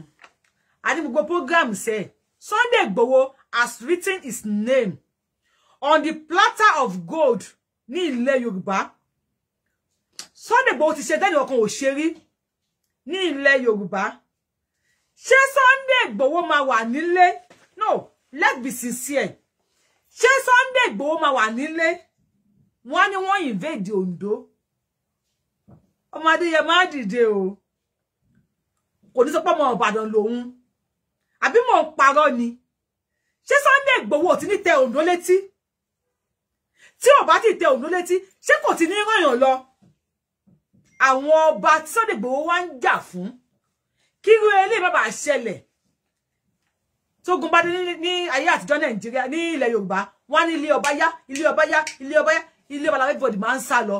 Ilé ọba ni ó wá ni ó safe mọ́, wọ́n ti gbé olórí lọ o. Wọ́n ti gbé olórí ọba lọ. Ṣé Sunday Igboho máa wà nlé kò ti ní débẹ̀. No, ẹ jẹ́ ká. No, eko ìwé yẹn wo ni Sunday Igboho jẹ́. Ṣé ìjà yìí máa ṣẹlẹ̀? Igboho máa mójú kúrò. Please, where is Ààrẹ Ọ̀nà Kakanfò? Èmi ò mọ̀ o. When you are asking me where is Ààrẹ Ọ̀nà Kakanfò? But then be me sale ni kin bere. Anywhere is Ààrẹ Ọ̀nà Kakanfò. Be mi tale ni kin bi. Mo kí yín, Yorùbáwùyí kú ètò, Yorùbáwùyí kú ọ̀lẹ, Yorùbáwùyí kú iṣẹ́, Yorùbáwùyí wá gbayì. Mo rí comment everybody. Mo rí comment everybody. Ọ̀rọ̀ tó wà nílẹ̀ yìí ó kọjá òye mi ni. Mo ṣe ní kí n wá fún yín. I still need more comments. After the show, I will still read the comments. I am reading comments and I am seeing your comments. Olóhùn fún mi ní ginger. I trust Igboho. Igboho á ti débẹ̀. Gbogbo ẹni mo rí comment bí ṣe ń sọ̀rọ̀ yìí. Olóhùn ginger mi ló fún mi ní moral. Comment, the more you put comment, the more ginger me, the more it give me moral. Ṣé Sunday Igboho alájú kalẹ̀ báyìí. Wọ́n gbé olórí lọ. Olórí yẹn á ti jáde. No. Tí ẹ̀yin ò bá gbàgbọ́, èmi gbàgbọ́ pé olórí yẹn á ti jáde. Now, where are these obas? Where are these ìjòyès? Where are these olórí? Nígbà yẹn tí mo bọ́ta. Níbo l'Ondo àṣàyẹ̀ṣẹ̀ wọlé ni. Ọ̀nà mẹ́ta ni Ọ̀dọ̀fin, Ògèdè àti kíní kan. Ọ̀nà mẹ́ta lẹ lọ wò láti bẹ̀rẹ̀. Hello, Igboho is a confirmed hero. Ọmọládìkún, èèyàn ni ẹ sà. Èèyàn ni ẹ bàbá mi, èèyàn ni ẹ jọ, mo gbé fún ẹ Àdìsá. Ọmọ kan tó ọmọ ẹyọ kan tí wọ́n pè ní people. Sunday Igboho is one man worldwide. One man worldwide ni Sunday Igboho. Ṣebí ọmọ Ondo ni Ààrẹ Ọ̀nà Kakanfò, èmi ò mọ̀ o. Èmi ò mọ̀ o. Èmi ò mọ̀ o. Ọlọ́run mà ní kó bá yín ẹ mà ní sí orí burúkú. Ẹ mà ní sì ṣe. Akelolo mà kí lọ kóòtù. Yorùbáwùyí fancy. Akelolo ni mí o. Orí Titan ge kí lọ kóòtù ẹ ní dààmú o. Èmi sọ fún yín o.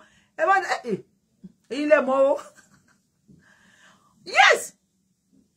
All what I'm saying is true. Ó tọ́ ni mo ń sọ. Ṣé tí Igboho bá wà nílé, ṣé olórí ò ti ní jáde? Èmi sọ fún yín nígbà yẹn. Wípé ẹ má jẹ́ kí àwọn Fulani tì yín lé ọmọ yín jáde. Torí ìwèrè ti ta, èyàn máa ń ní wèrè ti lé. Tó bá di yéyà, èsobe, yíyà, èsobe, yíyà, ọmọ tí yín náà wà níbì kan. Bó ṣe burú yẹn, ẹ máa rí lò, a kì í lé ọmọ burúkú fẹ́ kùn pa jẹ. Sunday Igboho lọmọ burúkú tẹ́lẹ̀ fẹ́ kùn pa jẹ o. Ọmọ ẹni ò ní ṣe ìdí bẹ̀bẹ̀rẹ̀. Ká fi ìlẹ̀kẹ̀ sí di ọmọ ẹlòmíì. Sunday Igboho ni ọmọ ẹni tí ò ní ṣe ìdí bẹ̀bẹ̀rẹ̀. Ká fi ìlẹ̀kẹ̀ sí di ọmọ ẹlòmíì. Ṣùgbọ́n ẹ̀yin ọba, ẹ̀yin ìjòyè, ẹ̀yin àgbààgbà ilẹ̀ Yorùbá, ìdí bẹ̀bẹ̀rẹ̀ Sunday Igboho ẹni kúrú náà wà ńbẹ̀. Ẹni ìdí Sunday Igboho tó ṣe ìdí bẹ̀bẹ̀rẹ̀ yẹn, ẹni ẹ lè fi ìlẹ̀kẹ̀ sí nítorí pé ó ń bú ọba. Ṣé tó bá yẹ pé àwọn Fulani ìsìn wọ́n wọ ààfin, wọ́n lọ bá ọba pé ọba orí yín ò pé, ọba máa yìnbọn fún yín ni, ọba tẹ́ bá gbalẹ̀ wá fún wa, a máa yìn bàbá yìí, a máa ṣe kíní kan fún yín ni. If Fulani said that to all these obas, if Fulani go to the ọba of ààfin ọba, ṣe pé dé ìsìn wọ́n gbà ààfin rú, wọ́n fọ́ ọgbà ààfin, ọba gbà ìkùlé yàdànù.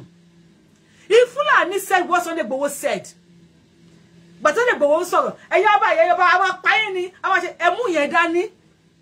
Ẹ̀sọ́ di aka gọ́ọ̀mù, ẹ̀sọ́ di ṣingọ́ọ̀mù ẹlẹ́mọ́wọ́, bàbá, ọmọ yẹyẹ, àwọn Yorùbá nation, wọ́n bàbá, wọ́n bújòyè. Assuming all these people, lọ sí ààfin Ológèdè of Ògèdè. And they went to, bàbá, a máa yìnbọn fún yín ni, bàbá, a máa pa yín ni, bàbá orí yín ò pé, bàbá orí yín ò dá. Tó bá pẹ́ nǹkan tí wọ́n sọ nìyẹn, tí wọ́n á fi ààfin sílẹ̀, tí wọ́n fi ààfin bá sílẹ̀ tí wọ́n lọ. Ṣé believe pé àwọn ọmọ wa sì wá sọ fún yín pé wọ́n bú ọba, wọ́n á ti parí ẹ̀. ní ẹ ṣe gbọ́dọ̀ lé ọmọ tí yín fẹ́ kù pàjẹ́. Ìdí bẹ̀bẹ̀rẹ̀ tí mò ń sọ fún yín jọ́ kí náà pé ọmọ ẹni oníṣèdí bẹ̀bẹ̀rẹ̀ Sunday Igboho ló ṣèdí bẹ̀bẹ̀rẹ̀ ẹ má fi lẹ̀kẹ̀ sí di ọmọ ẹlòmíì. Gbẹ́ni ẹ sọ̀rọ̀ aláwọn ẹni lọ ó fẹ́ Sunday Igboho ni ojú ìjà bí ọjà wọ́n ti gbó lórí lọ o. Orí adé ọmọ kókó wọ́n gbà wọ́n jù sílẹ̀ lẹ̀. Ọba gan ò lè bèrè ọba gan ò lè rẹ́sì níbi tí wọ́n kó wá àfin. Ọba ò lè rescue olórí pẹ̀lú tí wọ́n gbé wá àfin ọba gbẹ̀kùlé yàdánù ni. Now 3 community now wọ́n sọ fún government office SA pé àwọn làwọn ní Ondo fún ayé etí yín lẹ ṣáá fi gbọ́ ojú yín lẹ ṣáá fi rí èmi kúkú kọ́ ni mo sọ. We should all give respect to Sunday Igboho. Wọ́n ní àwọn aṣiyèrè kan torí wọ́n ti yí dàrú táyé ti ń ṣe wọ́n ní wọ́n ń bú Igboho. Ẹ tó bá bú Igboho lẹ̀ Yorùbá ẹ sọ fún tàn pé orí ẹ̀ ti yí sọnù. Àpò àṣálẹ́ màá mẹ ẹ̀ṣẹ̀ wọlé ṣó yìí dùn ẹ bá mi wò láti bẹ̀rẹ̀. Ṣé Igboho wà ní wọ́n á gbé olórí lọ for the past 6 days nísìn tí wọ́n ti gbé olórí lọ. Ti gbé olórí sílẹ̀ o. Olórí wà ní gbó tẹ́fọ́n tí ń jó lórí o. Olórí tó ẹ̀ṣẹ̀ bímọ kò rí pátá change o àbí wọ́n ara pátá fún nínú gbó tó máa change pátá. Olórí ò rí pátá change o for the past 6 days. Láti jọ Monday èdè ní Saturday tá gbé wá fún yín. For the past 6 days olórí ò rí pátá change. Ọkọ ti di Sunday ó ti di Sunday ní other parts. No, this is not funny. Kò funny. Oyan ma se.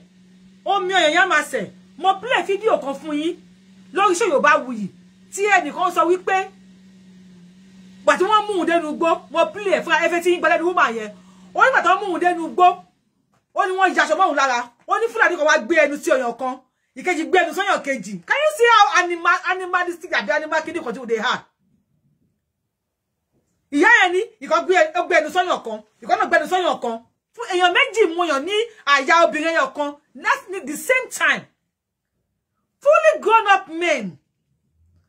Ṣé kò irritate wọn ni? Kò irritate wọn ní agbẹnu so ìkan fa ọyàn yẹn kan báyìí, ìkan fa ọyàn yẹn kan báyìí ní ojú ọkọ ẹ̀. Ní ojú ọmọ ọdún 9. They came from America down to Nigeria o. Mo play fún yín o. Àwọn wèrè ní comment àgbákò, wọn ní comment ńgbà yẹn. Wọ́n show you wọ́n wò mí o. Fake profile, wọ́n fi ń wò mí o. Wàhálà wọn ní comment.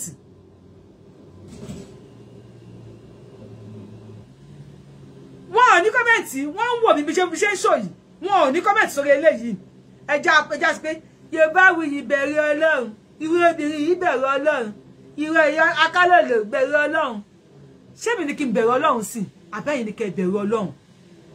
Obìnrin tó bímọ ọmọ ẹ̀ ò kú o kó lọ bá pa ọmọ wa ọmọ òkókó ọyàn ọmọ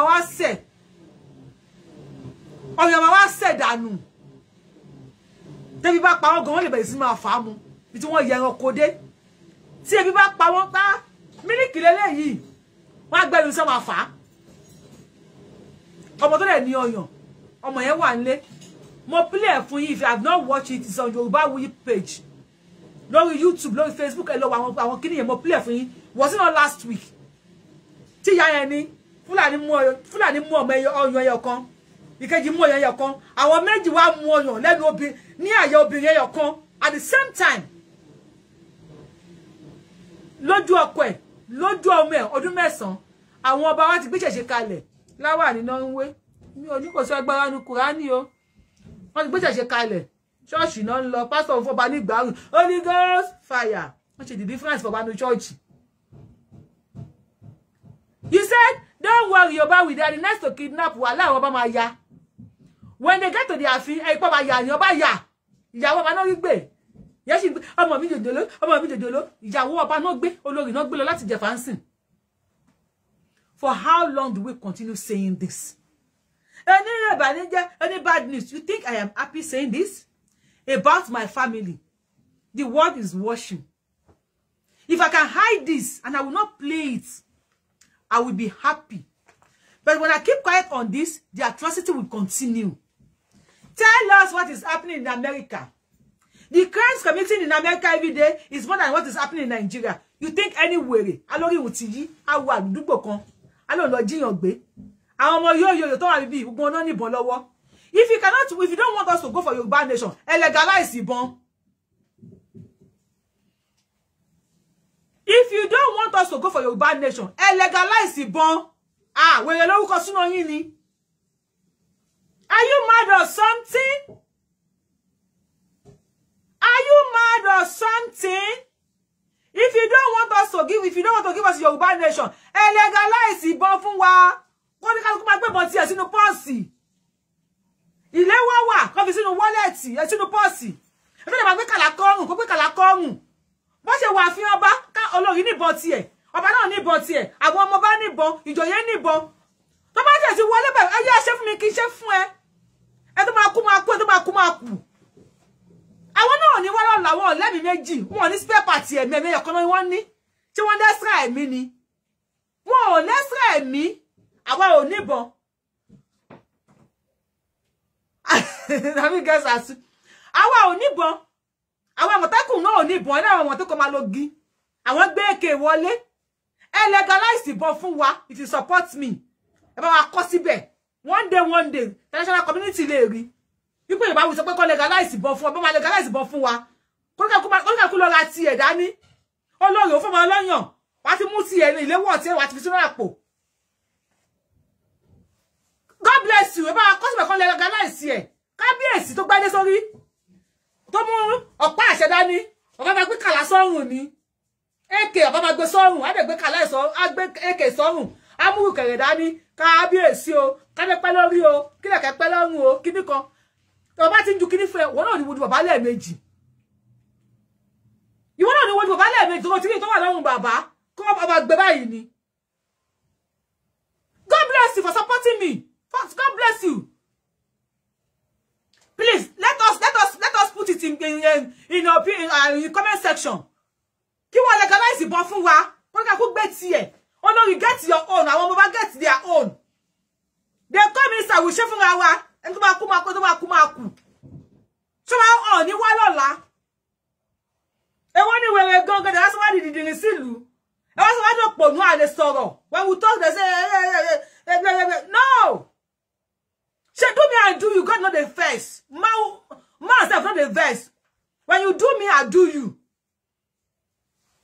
We will come and I'm around. This is what I'm saying. I am just shouting, just yelling, just ranting. There's nothing like action or jáde ńbẹ̀. Because if I'm for information, let them legalize this thing. Come legalize here. Tó bá ní mo pé àjọ bá ẹ lówó tó bá fi a lọ kó àjọ tá bá lẹ́mí tó bá ṣe wà lọ́rùn wa a sọ wá àjọ padà ajáwó kọ́mọlé láta fi rà bọ́n. Let them legalize it. Èwo ni wèrè. Let them legalize it kó ká kó fèsì ara wọn. Wọ́n ti gbó lórí lọ́sìn. Ṣé Sunday Igboho lè wà lẹ́kọ́ gbó lórí lọ? Àwí fún yín tó o. Kábíyèsí ẹ̀yin lẹ ò gbà o. Àwí fún yín tó o. Ẹ̀yin ọba wa ẹ̀yin lẹ. God bless you too. God bless you. Wàhálà ó ti wà lára àwọn èèyàn ní kó legalize ẹ̀ ní o. Ọlọ́pàá wa pẹ́ everybody. Wait. We got I come here. Kini. Do me I do you. Shave me I shave fún ẹ. No ma kú ni. We just want to have the same equal rights. You want one Nigeria. One Nigeria where Fulani and Yoruba can become president. And the Igbos can never become president. And you say this is one Nigeria.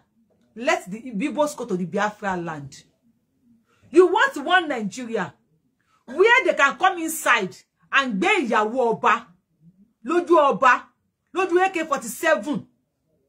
Yet, you want one Nigeria where Àmọ̀tẹ́kùn ò lè gbé ìbọn àfi igi.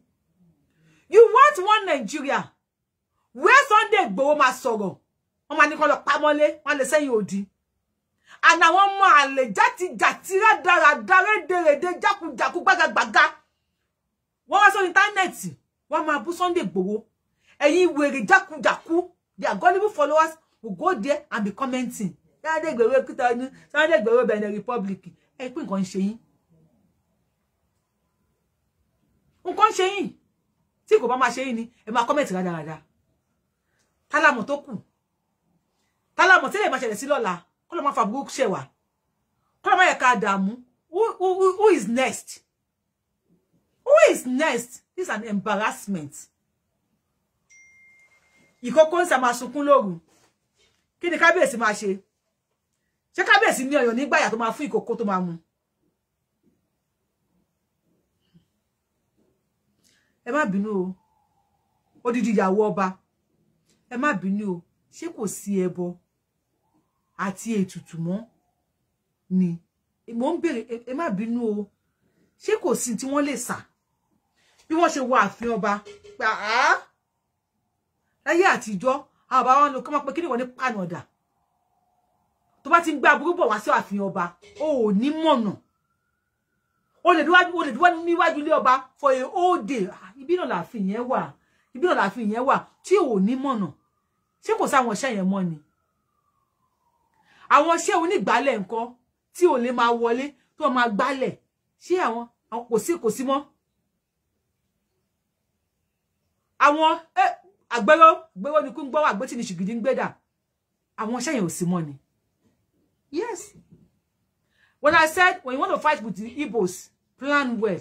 Before you fight with anybody, before you fight with anybody, plan well. Àwọn people want to plan ìwà bàjẹ́. Wọ́n kọ́ sọ àwọn ọba wa di kòròfo. They tell them, ẹ lọ dá àwọn òrìṣà yín nù. Ẹ máa kírun, mi ní ká máa kírun o. Èmi náà ń kírun. Bẹ́ẹ̀ tó bá pè ní ọba, orí ní ọba. Tó má dẹ̀ pè ní orí, ẹni kò kí fi ń tẹ̀lẹ́lẹ̀.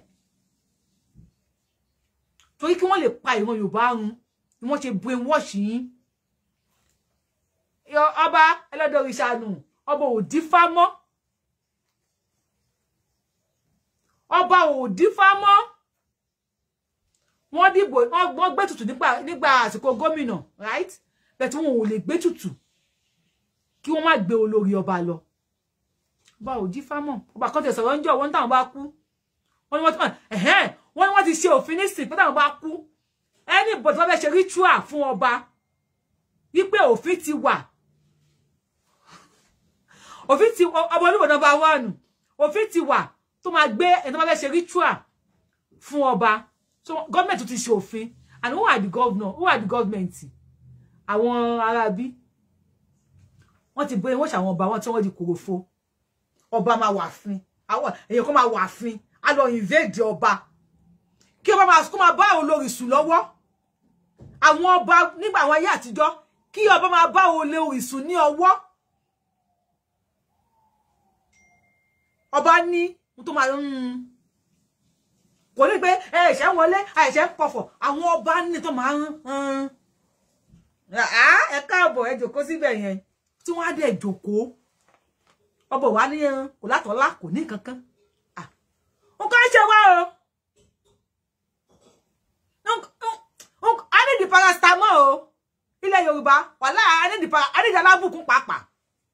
We need paracetamol nílẹ̀ Yorùbá. Nǹkan tí ń ṣe wá gidi. Ọba ò lè wòyàn báyìí. Aláàfin òṣèré fi kábíyèsí kú bàbá yèyé. Àwọn ọba ládìgbòlù aka ìtàn wọn. Àwọn ọba tó máa wòyàn báyìí. Tí wọ́n ní Olúkòso gbára ẹ̀ jáde tó tọ̀ wá dẹ̀ gbaná lóye. Ẹ dákun ṣé àwọn ọba yẹn àwọn ládìgbòlù ọba láti fọba jẹ ṣé wọ́n kọ́ àwọn kìíní yẹn lọ ni. No, mo kà tán bàbá yẹn débẹ̀ ni. Wọ́n ló wòyàn dọ́kan ẹnìyẹn lẹ́rìí sí. Wọ́n ló dẹ̀ wò báyìí. Ó yá ló Olúkòso gbára ẹ̀ jáde. Ó tàn iná dẹ̀ ṣẹ́ lára onítàn. Láì bu petrol sí lára. Láì dáná sí lára. Where are those power? Ṣàngó power, powerless power. Ògún power, powerless power. Iyèméjì power, powerless power. Àwọn gbà wọn kan wá. They are devilish, they are powerless. Àwọn ẹlẹ́dọ̀ wá fọwọ́ lẹ́rán bá wọn wà pé ìyà ìyá jẹ sandoro sí yín lára wọ́n wọlé tó bá ti ẹ wọ̀lú ibo la máa sá lọ kì í ṣàfi ọba la máa sá lọ ni àwa dá fi ọba kábíyèsí ẹ gbà wá kábíyèsí náà ti gbé lórí lọ ọ̀rọ̀ yìí tì mí lójú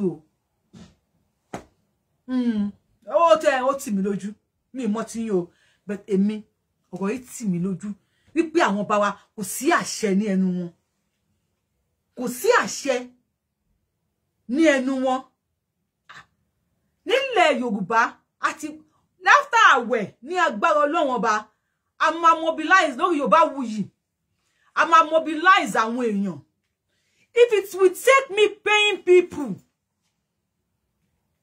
láti we employ àwọn èèyàn bóyá méjì bóyá mẹ́ta láti máa lọ síbi àbí tí àwọn nǹkan wa wà kó máa lọ àwọn nǹkan ìṣẹ̀dá wa àwọn ìṣẹ̀dá yìí wa kó máa lọ bá wa wò ká máa gbé sórí kíní after the àwẹ̀ with this iṣẹ́ ọmọ ọ̀dọ̀ iṣẹ́ oní pure water yìí I will do it.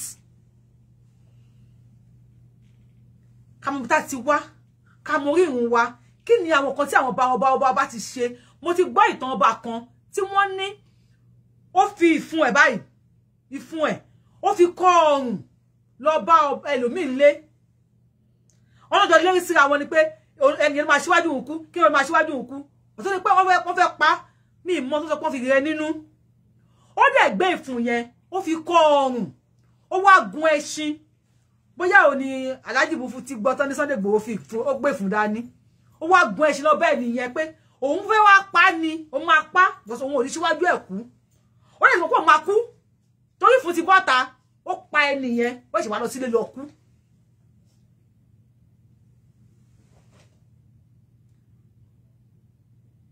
God will continue to bless you ẹ̀yin náà o ẹ ṣé o God will bless you o God will bless you lákàyè tẹ̀yin náà o Yorùbá you are saying the true talk God bless gbogbo ẹni mo rí God will bless ẹ̀yin náà so where are those things? Ọ̀ṣun dodo Ọya dodo Mọ́remí Àjànṣòro Ògúnlákayé Ṣàngó kíní kan àwọn agbára yẹn dà à ń kàn ṣe wá a ní di paracetamol nílẹ̀ Yorùbá wàhálà ní di alábùkún tó sángan nílẹ̀ Yorùbá kó má yẹ pa ti ń gbé Colorado àwọn bàbá ti wá dọ̀bà ṣọ́ọ̀ṣì wọn ti di pastor kó má yẹ pé a ti ń gbé Colorado nílẹ̀ Yorùbá a ní di nǹkan tó dáa àwọn àgbo gidi àgbo tó máa ń reset brain àwọn àgbo tó máa ń tún ọpọlọ ṣe we need it Yorùbá nation no going back yo Igboho Òòṣà ọmọ Aládìkún we got that day I stand with you now I like you that kwesi Adisa Aládìkún mo like that kwesi I stand by you ojú gbogbo wa ló máa ṣe ojú gbogbo wa ló máa ṣe wọ́n kọ́kọ́ àwọn Fulani wọ́n mọ ìjájà wọ́n kọ́ brainwash yín ná àwọn kan tó lè gbèjà yín ẹ lọ kó wọn dànù àkó àwọn yẹn dànù tán wọ́n á mú àwọn ọmọ wọn obìnrin àwọn awẹ́lẹ́wà wọ́n wá fi sáàfin kábíyèsí gbogbo àwọn bá wa wọ́n níyàwó Fulani I am not discriminating but you kì í fi àparò sábẹ́ kíyàn máa gbin ìgbàdo wọ́n fi ìyàwó kọ̀kọ̀kọ̀kọ̀kọ̀kọ̀kọ̀ sáàfin yín ìyàwó ti mọ kábíyèsí kíní kan eléyìí kíní kan lè wọ ẹ bá yín bù sínú ẹ ẹ̀yin èèyàn mi ẹ máa bọ̀ mo ti bá gbára rẹ̀ jẹ́ wọ́n sin àsísábẹ́ fún yín ẹlù káyà máa ń ta lábẹ́ ẹ̀jẹ̀ káyà máa ń ta lẹ́nu ẹ ní dààmú mi ò ní jù báyìí lọ YORUBAWUYI lórúkọ mi o ti subscribe sí YouTube channel mi ó ń wò mí bá mi subscribe má bínú ó ń bínú má bínú love and like button ẹ bá mi tẹ lórí Facebook mi ní bínú thumb up lórí YouTube náà ẹ bá mi tẹ èmi náà ń wò yìí ojú gbogbo alójọ máa já bá mi share I love you mo nífẹ̀ẹ́ yín God bless you bye bye ẹ ṣé gan ojoojúmọ́ ìkíbẹ̀